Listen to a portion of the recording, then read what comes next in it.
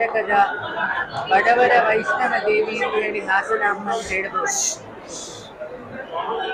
ದೇವರು ವೈಷ್ಣವ ದೇವಿಯಲ್ಲಿ ಕಲ್ಲಿನ ರೂಪದಲ್ಲಿ ಹೇಗೆ ಪಿಂಡ ರೂಪದಲ್ಲಿದ್ದಾಳೆ, ಅದೇ ಥರ ವಲ್ಮೀಕ ರೂಪದಲ್ಲಿ ಹಾಸನಾಂಬದಲ್ಲಿ ದೇವಿ ರಾಮಿ ಮಾಹೇಶ್ವರಿ ಕೌಮಾರಿ ಈ ದರ್ಶನ ಕೊಡುವ ದೀಪಾವಳಿ. ಅಂದರೆ ನಮ್ಮ ಜೀವನದ ಒಳಗಿನ ಕತ್ತಲು ಅಜ್ಞಾನ, ಹೊರಗಿನ ಕತ್ತಲು ಹೊರಗಿರೋ ಸಮಸ್ಯೆಗಳು ಎರಡನ್ನೂ ಆ ತಾಯಿ ದರ್ಶನ ದೂರ ಮಾಡುತ್ತೆ ಅನ್ನೋ ಕಾರಣ. ಮತ್ತು ಆ ಬಾಡದ ಹೂ ನನ್ನ ಬಾಳನ್ನು ಬೆಳಗುತ್ತೆ, ಆ ಹಾಳಾಗದ ನೈವೇದ್ಯ ನಮ್ಮ ದೇಶದ ಅನ್ನದ ಕೊರತೆಯನ್ನು ನಿಲ್ಲಿಸುತ್ತೆ, ಅಲ್ಲಿರೋ ಜ್ಯೋತಿ ನಮ್ಮ ಅಂತರಂಗನ ಬೆಳಗುತ್ತೆ ಅನ್ನೋದು ನಮ್ಮೆಲ್ಲರ ನಂಬಿಕೆ.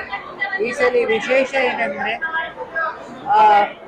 ಈ ಸಲ ಸರ್ಕಾರ ಮತ್ತು ಕೃಷ್ಣ ಬೈರೇಗೌಡರಿಗೆ ತುಂಬ ಧನ್ಯವಾದ ಹೇಳಬೇಕು ಅಂತ ನಾನು ಇಚ್ಛೆ ಪಡ್ತೀನಿ. ಮತ್ತು ನಮ್ಮೆಲ್ಲ ವರ್ಕರ್ಸಿಗೆ ಯಾರೆಲ್ಲ ಕೆಲಸ ಮಾಡ್ತಿದ್ದಾರೆ, ತಹಸೀಲ್ದಾರ್ ಇರ್ಬೋದು, PDO ಇರ್ಬೋದು, ಕಾನ್ಸ್ಟೇಬಲ್ ಇರ್ಬೋದು, ಪತ್ರಕರ್ತರು ಇರ್ಬೋದು.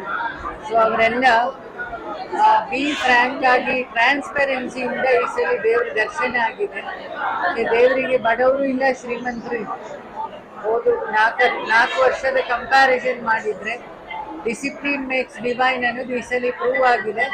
ಮತ್ತು ಇದು ಎಲ್ಲ ಕ್ಷೇತ್ರಗಳಿಗೆ ಮಾದರಿ ಆಗಲಿ ಅನ್ನೋದು ನನ್ನ ಕಳಕಳಿಯ ಪ್ರಾರ್ಥನೆ. ಎಲ್ಲರಿಗೂ ಒಳ್ಳೆಯದಾಗಲಿ.